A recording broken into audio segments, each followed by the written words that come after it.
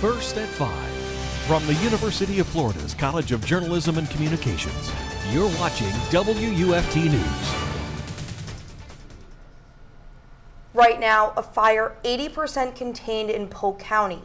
As it rages on, 200 buildings in its path, destroyed, covering over 658 acres. I'm Emily Palazzotto. And I'm Loren Miranda. This is First at 5. We take it right to our forecaster, Julia Haley, with a look at the fire and our local weather. Julia? Emily, Loren, I'm currently tracking this drought which factored into the fire, not only affecting Polk County, but also affecting us here in Gainesville, around Lake City and Stark, seeing those dry conditions, and even in Ocala and further south becoming even more severe and severely dry. Our temperatures currently sitting a little bit cooler than what we saw yesterday in the mid 70s, 75 Gainesville, 76 Ocala, and 77 the Villages. That cold front gave us those cooler temperatures. Currently seeing those cloudy skies outside with the sun as well, and we are continuing to drop overnight into the 50s. Back to you. Thanks, Julia. Florida's strictest abortion ban to date is just one step closer to the governor's desk. A bill reducing the state's current 15-week ban to 6 weeks cleared its last committee in the Senate. It was standing room only in the Senate's final committee meeting. So many advocates from both sides. It took most of the day to get a vote. The bill reduces Florida's current 15-week abortion ban to 6 weeks, with exceptions for rape and incest up to 12 weeks if the victim has documented evidence. After hours of public testimony, Republicans still had the votes needed. The bill advanced despite one defection and universal opposition from Democrats. It now heads to the Senate floor, where lawmakers expect it to take up later this week. The House version still needs to clear its final committee. And on the national stage, the tragic mass shooting that left 6 dead in Nashville is eliciting a predictable response from Capitol Hill. Democrats calling for assault rifle bans and Republicans explaining why they're against them, including our own representatives from Florida. CNN's Manu Raju tells us about Congress's current dispute on gun control. It's an all too familiar story, tearing apart communities and devastating families. Mass shootings, 130 in this year alone, including the rampage at a Christian school in Nashville, leaving 6 victims dead, including 3 9-year-olds. But on Capitol Hill, little has changed. So why not limit to AR-15s? Why not put a ban on that? If you're going to talk about the AR-15, you're talking politics now. Let's not get into politics. All right, let's not get into emotion, because emotion feels good, but emotion doesn't solve problems. Sounds like they got a legit active shooter at a school. An AR-15 was one of the weapons possessed by the killer during Monday's massacre, and has been frequently used in mass shootings following the 2004 expiration of the assault weapons ban.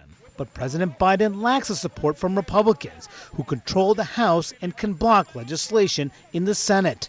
They argue such a ban is ineffective and infringes on constitutional rights. Why not take action to ban AR-15s in the aftermath of all these terrible shootings? Because I believe in the Second Amendment, and we shouldn't, penalize law-abiding American citizens.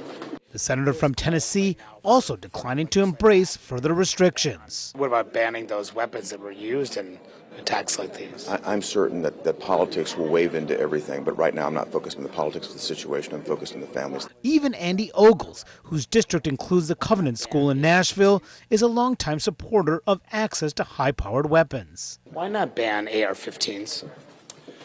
Why not talk about the real issue facing this country in regards to this shooting, which would be mental health? But Congress did take steps to address mental health when it passed the most ambitious gun law in a generation just last year. Now even GOP supporters of that law are skeptical of any more Hill action. At the end of the day, I don't know if there's much space to do more, but I'll certainly look and see. But with mass shootings up sharply in the last few years, Democrats say that it's time to force a vote. We need a fight in Congress, and I'm prepared to conduct that fight. Others are as well. It's a fight Republicans are willing to have. Why are you opposed to reinstating this ban?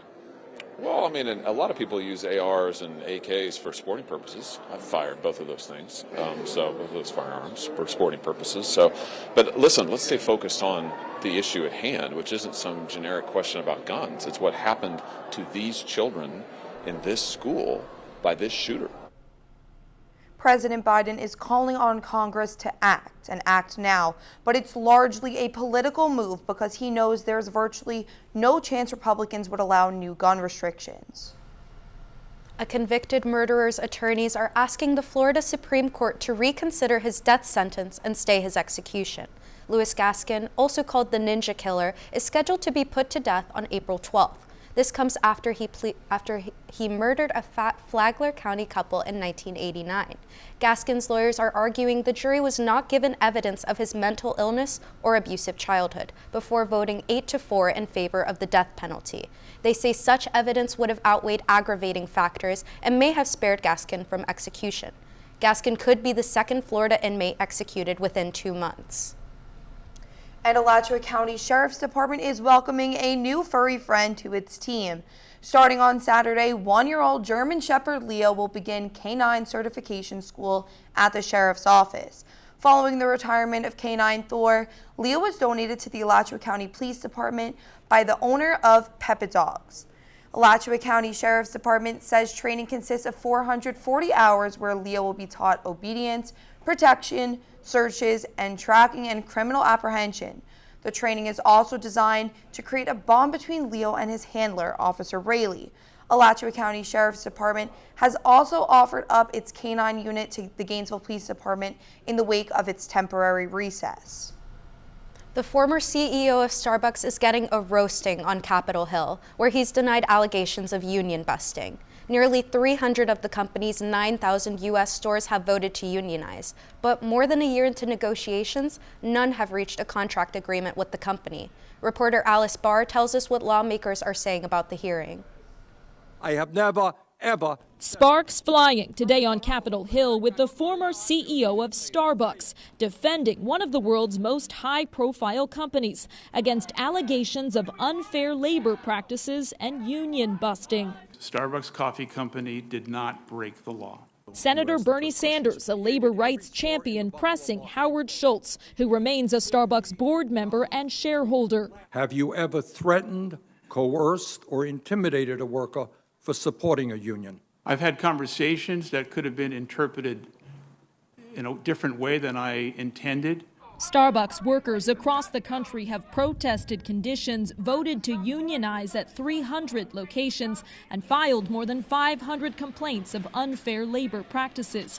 Many workers traveling here today, alleging they've been retaliated against. Firing workers, reducing our hours, putting us at risk, offering benefits to non-union stores that union stores won't get. While Starbucks has yet to enter a labor contract with any store location, the company insists negotiations are underway. We respect the rights of partners to be able to organize, and we also respect the rights for those who choose not to organize. Republicans on the committee coming to the company's defense. I think it's kind of rich for folks who have never created a single job in their life to grill someone who's created hundreds of thousands of jobs for Americans and people around the world. While Starbucks employees here hope their fight will strengthen workers' rights, not just for them, but for all. In Washington, Alice Barr, NBC News. The University of Florida Health Center is helping to protect and inform the public about head and neck cancer, one seminar at a time. The free seminars are open to the public. All you have to do is register. As cancer rates continue to increase, the mortality rates have decreased. And with new emerging technology, Shands Hospital is able to precisely identify where the cancer is located and treat the affected area better. Shands radiation oncologist Dr. Catherine Hitchcock wants the public to be informed on what to look out for and what the hospital is able to offer. Their tax dollars have gone into building this beautiful hospital and all its resources. We want to make sure they know what resources are here and that they know they have easy access to top-notch cancer care right in their own backyard. The seminars are held at the Hilton Conference Center and are filled with ample amounts of knowledge. And a laundromat held an event yesterday with free books and laundry for parents and their kids. Fresh Laundry and Cafe partnered with the organization Loads of Learning to put it on. The organization helps bring educational spaces for kids into laundromats.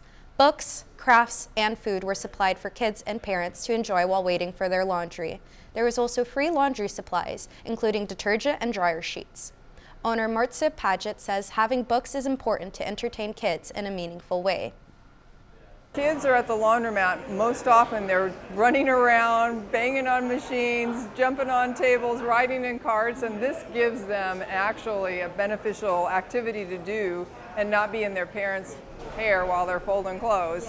Paget plans to do this again by having free laundry day 2 times a year. The laundromat will also supply books around the clock for kids to read. And wildlife is a key part of Florida, especially our manatees. And a famous whale could soon be set free. But first, a gator terrorized the streets of a residential neighborhood overnight. We'll tell you the story of its brave capture after the break.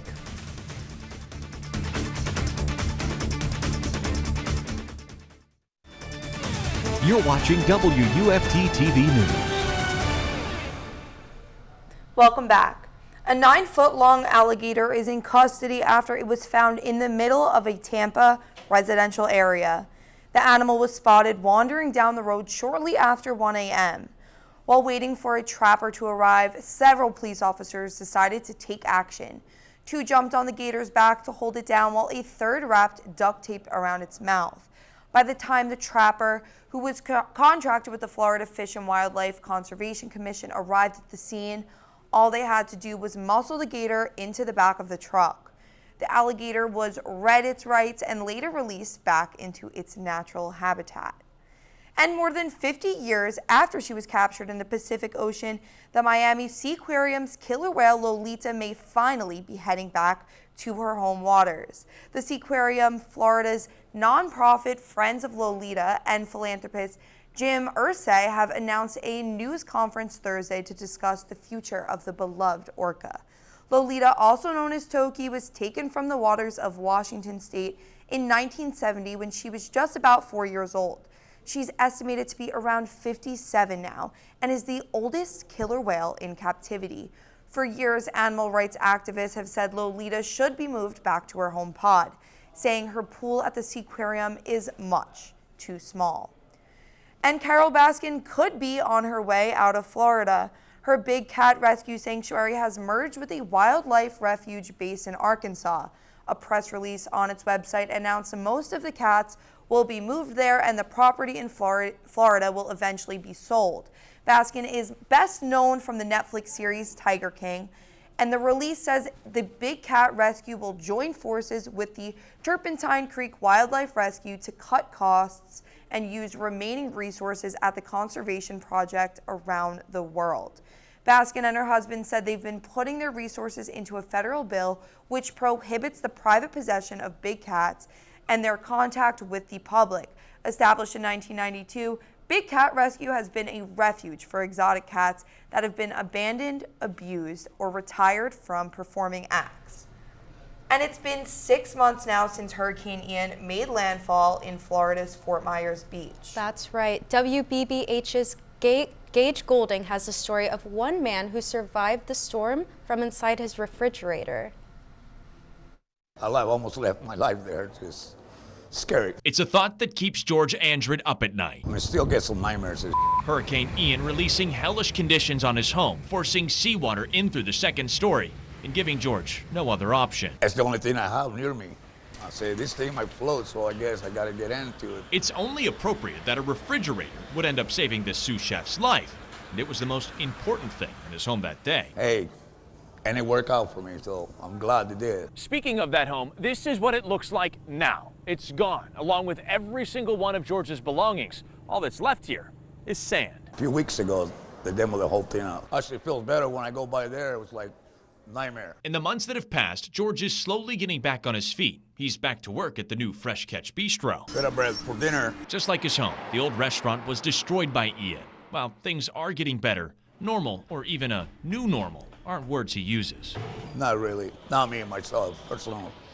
I'm still a little messed up. If I can get my my house was like I had my own life that I had before. It was awesome, you know, like, but it was never going to happen. But I hope so.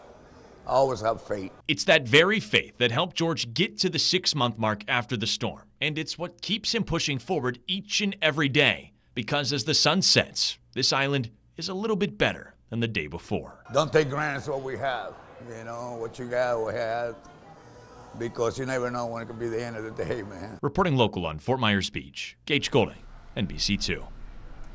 Hurricane Ian was devastating, killing more than 100 people here in Florida. That's right, and it's my understanding that hurricane season doesn't start around again for another 2 months, but I think we all got pretty severe wind and rain last night. And that brings us back to Julia. Are those conditions going to be behind us now? Well, we did get severe wind and rain, but the World Meteorological Organization just announced that the names Ian and Fiona will no longer be used in the rotation of Atlantic storm names due to how major the storms were. Currently tracking your end-of-week forecast after the break.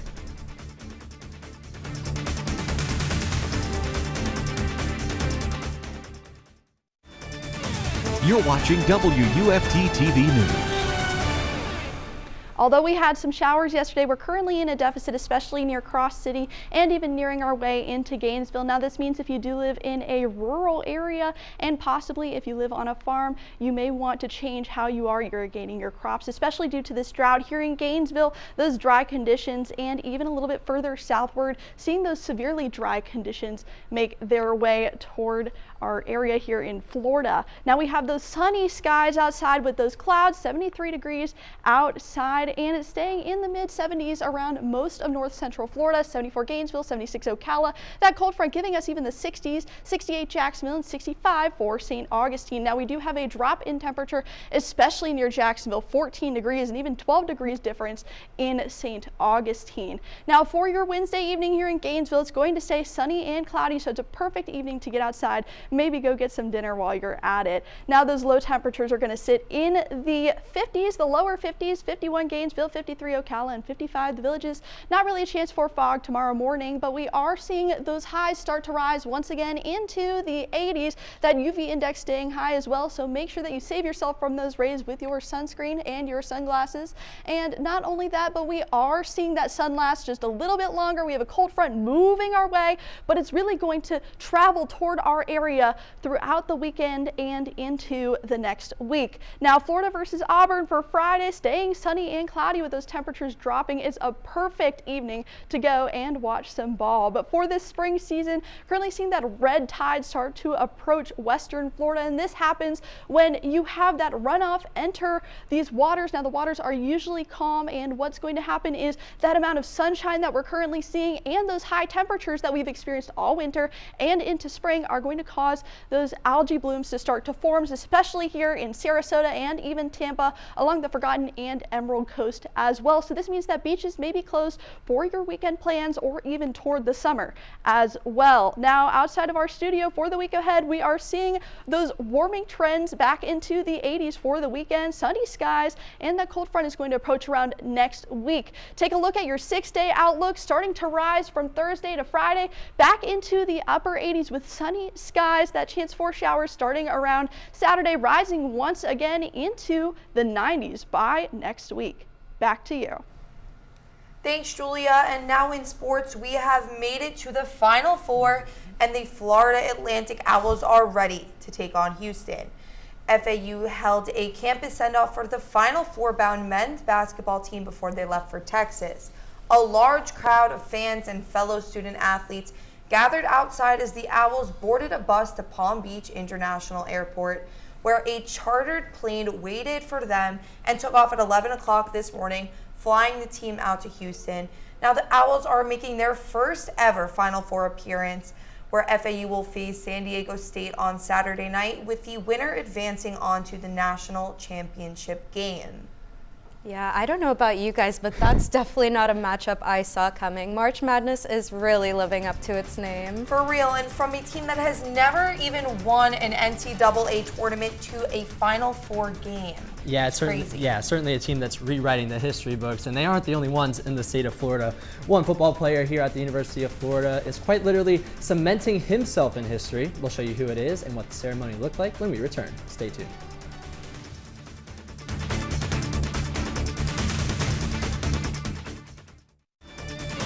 You're watching WUFT TV News. Welcome to sports. I'm Chris Will. Florida softball is back in Gainesville to try and bounce back from a series loss to Arkansas. WFT's Karina Wilson is live at Katie Cecil Presley Stadium as the Gators get ready for the Stetson Hatters. Karina, how's it looking? Chris, it looks like some great weather for softball as the number 11 Florida Gators take on the Stetson Hatters tonight following a series loss to SEC opponent Arkansas last weekend. Similarly, the Hatters dropped their series to the North Florida Osprey. Historically, UF leads the series over Stetson, boasting a 13-0 record at home. The Orange and Blue beat the Hatters 4-1 last Wednesday in DeLand. Florida's offense is firing on all cylinders, ranking 4th in the nation in scoring. First pitch is set for 6 p.m. Reporting live from Katie Cecil Presley Stadium, I'm Karina Wilson. Back to you, Chris. Thanks, Karina. Florida football honored its lone All-American today. Offensive lineman Osiris Torrance got his paver right outside Ben Hill Griffin Stadium. Torrance was named first-team All-American by Walter Camp Football, AP, and Sporting News. The 3 publications made him a consensus All-American. He is first offensive guard in Florida history to earn the honor and the 34th in Gator football history. And Torrance is not the only Gator athlete to receive an honor today. 8 Gator greats have been named to 2023 UF Athletic Hall of Fame class. The class includes softball's Kelsey Bruder, men's track and field's Omar Craddock, women's tennis's Loren Embry, football's Jabbar Gaffney, and gymnastics Corey Harding. Also making the list are volleyball's Kelly Murphy, soccer's Erica Temrak, and baseball's Mark Valdez. Wrapping up the list is honorary letter winner former swimming coach and UAA administrator Skip Foster. And while Torrance is headed to the NFL and Gaffney is going to Florida's Hall of Fame class, this next class of Gators is on the field for their first spring scrimmage. It was the first chance for the media to see the freshmen in transfers in game-like scenarios, but it was also a chance for head coach Billy Napier and his staff to continue to carry out their system. As Napier moves into year 2, he says the team is in a much better position in their development than when he came in with a clean slate from Louisiana last season. You're a teacher and you're kind of moving up with your class, right? So you had them in 3rd grade and then you get to teach them again in 4th grade, right? So you're teaching the same material again.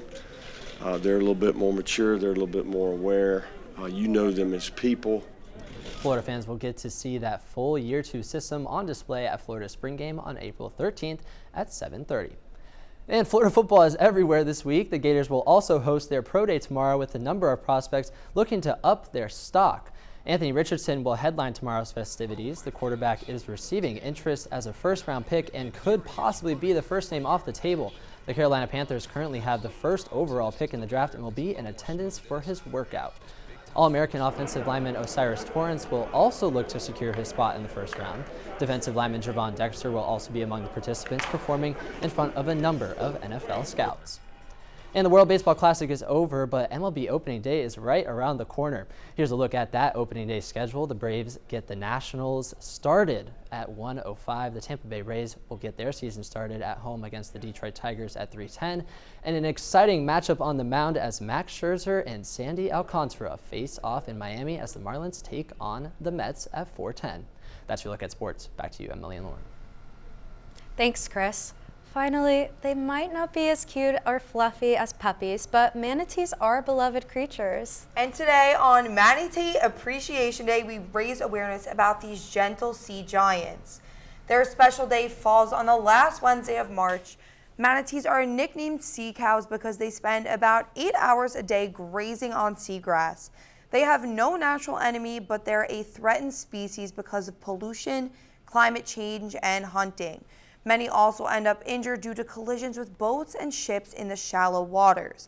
And while manatees are friendly in Florida, it is illegal to harass, disturb, or even play with them. Emily, did you know early explorers and sailors actually thought manatees were mermaids? As a New Yorker, I had no idea that manatees were such a huge part of this Floridian culture. And that will bring us right back here to Julia Haley for our final look at the forecast for tonight. So Julia, What do we have coming up? Yeah, well, speaking of manatees, climate change, and even pollution, take a look at your air quality index. Now, just behind that cold front around Gainesville and Tampa, you're seeing a decreased air quality. Now, this means that if you are sensitive to the environment around you, you do want to take those precautions to stay inside. Now, take a look outside, currently seeing those blue cloudy skies, sun starting to set, and temperatures rising even into the 90s by next week. Back to you. Thanks, Julia. And that is First at 5. Have a good night.